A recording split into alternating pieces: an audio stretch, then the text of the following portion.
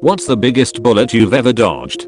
Now let's read some comments. Grandma got a flat tire, pulled over. As she was on the side fixing the tire, her car was hit and totaled. Right from her hands. She was okay.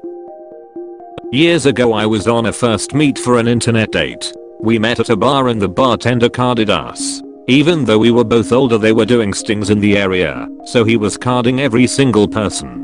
Handed mine right over, but my date was in a RSS about it. The bartender checked mine and handed it back to me. He checked his, and rather than handing it back to him, he placed it on the bar right in front of me. It had the SEZUAL offender stamp on it. The guy picked it up, looked at the bartender, looked at me, and then got up and walked out. I immediately googled him. He was on the registry and had been in prison for OP. Lesson learned. Always Google. The bartender and I are still friends. SEZUAL offender stamp. What country do you live in? I have never heard of this. This one just materialized yesterday, actually. About a year ago at my job I was offered to switch from my current team, where I was established for a few years, had seniority, etc. for a new department that just started to kick it off. Right processes. Basically start from square one. A lot more work for the same amount of pay. I figured fuck it and went. Yesterday they announced that they just closed the physical HQ office for my old department, and everyone in that entire part of the company would have to either move to one of 14 random states that we can't pick. It's chosen basically by a roulette wheel for where you're going, to a local office, or they're going to be fired on June 22nd. Thankfully, since I'm part of the new department, I wasn't included in that mandate. Phew. Why in the world would they make it random? If it doesn't matter where they go, why not let the employees pick what they prefer? I used to roller skate as a kid outside my house down a hill and never wore any kind of protection. Suddenly one day, before I go out, my older brother tells me I can't leave unless I put on a helmet, which is weird since he's never cared before. Anyways, I do it, and that day, for the first time ever, I fell and landed on the back of my head so hard that the helmet cracked. That crack would have probably been my skull had I not wore it. I was a teen driver not paying attention at an intersection at the crest of a hill with low visibility when the light turned green. The car behind me honked, and just as I was about to go, a truck barreled through the red light on the perpendicular road at decidedly ludicrous speed. If I had been paying attention and gone when the light turned green, I very likely would have been T-boned to death.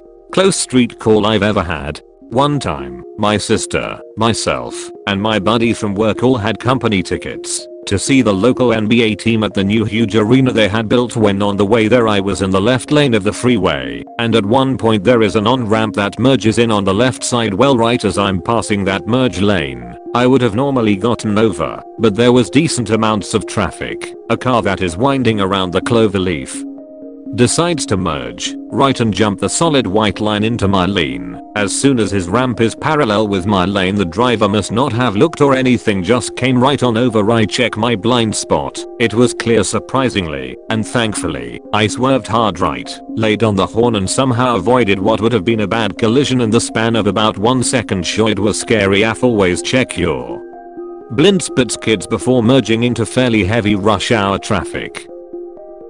I was working in an amusement park during college summers. I used to come home from college on a Friday afternoon and usually pick up a Friday shift as well as a full weekend during the month that the park was only open on weekends. I was a manager at my attraction. One particular Friday, I got home and was too exhausted to do a Friday night shift, so I bagged it and decided to just work the Saturday/Sunday and be back at school on Monday. I got a call from a good friend and coworker telling me that our attraction was in flames, there were casualties, and a couple of my friends and coworkers were missing. 7 people lost their lives. My coworker, assistant manager, went back in and pulled people out to safety. He was okay. I was in shock for a few days. Had I done what I usually do, I would have been there in charge, and I know I would have gone in to help. It could have been an entirely different situation. So yeah, I dodged a bullet, but a devastating event happened. I'll never know. Was this the haunted castle at Six Flags Great Adventure?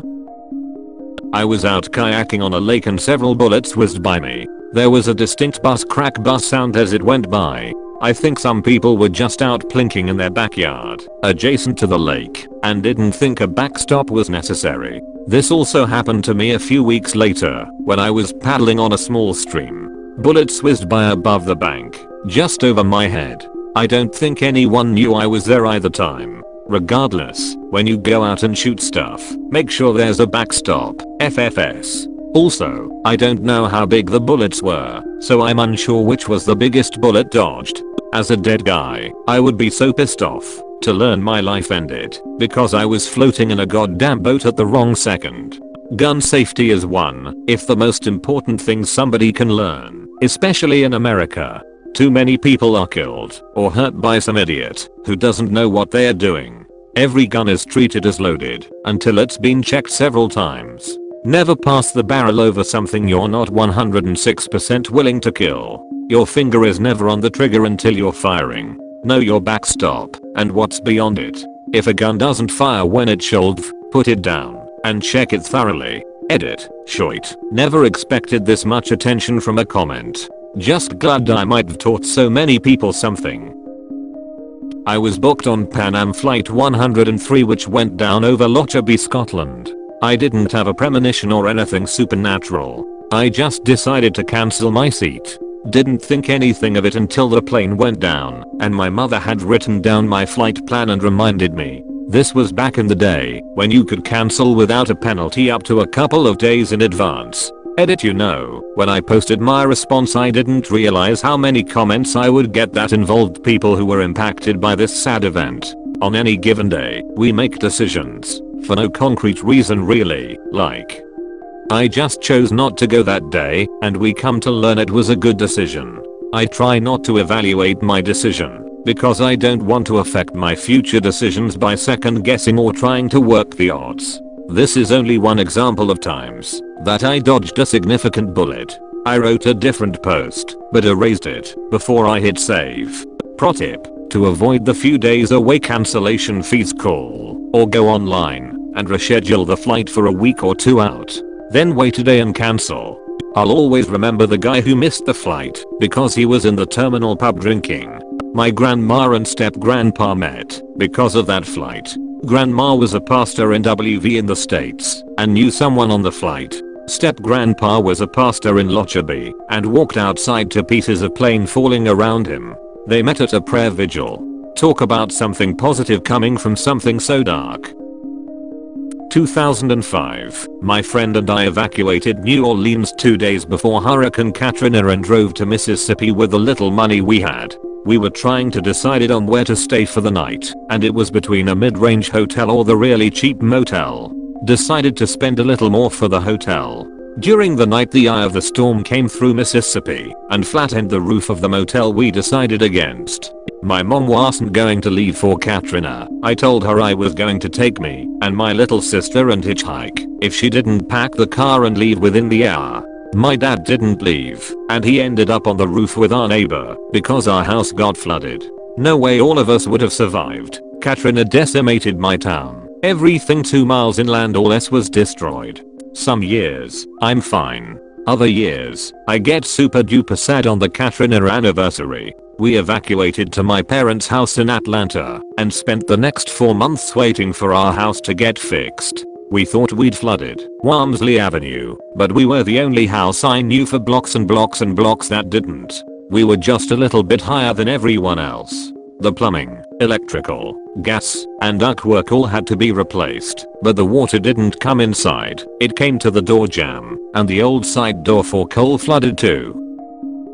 I took my wife to an indoor shooting range in 2014. I had been at this range many times, and safety was always their top priority. They made you sit through a safety video, take a quiz, and get a temporary certification before they allowed you onto the range. Place got really busy and their safety policy became less stringent as time went on. I noticed that the lane next to us had 3 people in it, already a violation. 2 big guys and 1 tiny woman, probably her in 20s. They were handing her various firearms and laughing when she couldn't handle the recoil. Big violation there and incredibly irresponsible. This girl was muzzle sweeping everyone. Another huge violation. I got a bad feeling, told my wife to pack it up because we were leaving. As soon as we started walking away, bang, that girl had fired a round right where my wife was standing just a few seconds prior. I told the range officers that they needed to get in there and do something about those idiots and that we weren't coming back. I have only been to a range a few times since that happened, and now I don't even go at all. Too many idiots. That is so scary. Good on you for noping out. It's amazing how careless and stupid people can be SMH. This is why I really like one of the ranges I go to. You have to know where it is to find it. It's basically a dirt parking lot, some big dirt berms, and picnic tables. It's patrolled by Fish and Game. It's also kept in line by the patrons. If someone comes on range and is fucking about like that, there is an understanding with all of us who go there that we will kick them off the range. I've seen it happen only once. Newbie to the range, early 20s, we already had our eyes on him because he had beer with him and was loud. When he shot down range after a ceasefire was called, everyone turned and told him to leave, very firmly. Never saw him again. Physically, a bus. I grew up in Bermuda, and since it is such a small island, cars are limited to one per family, and everyone drives mopeds. I was driving into town, and came up to a red light behind a bus. As is tradition, I scooted around the bus, to be in the front of the line of traffic. Literally 2 seconds later a second bus smashed into the back of the first bus at like 30 miles per hour. I would have been pancaked. Without question, 100% dead. I just sat on the side of the road for a bit and thought about my mortality. Edit. Thank you for the awards. My only other Bermuda bus-based encounter was driving home from my first job in the rain. An oncoming bus in the opposite lane went through a massive puddle and sent what looked like a tidal wave of water right at me. It literally picked me and my little Yamaha V50 right up and swept us off the road onto some grass. So I guess in the end it was me. One bus is one. It's crazy how 1 second life is in front of you, then nothing. I was in an accident in my motorcycle a few years ago. Last thing I remember before paramedics arrived was saying oh F you, it changes your perspective on life. When I was 16 I used a fake ID to go out clubbing. The legal age in Ireland is 18, so I passed for it and did it all the time. One night I felt sick and decided to leave my friends and go home. I knew there was a taxi rank in a small alley somewhere and was looking for it when an older guy, 20s probably, offered to show me. The alley he brought me down was not the taxi rank.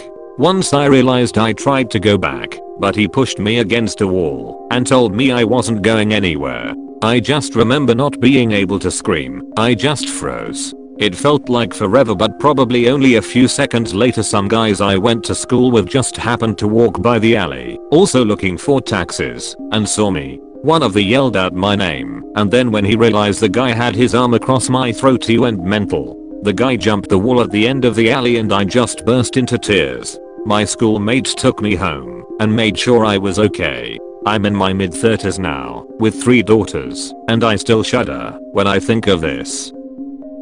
I had 2 job offers in different states at the same time.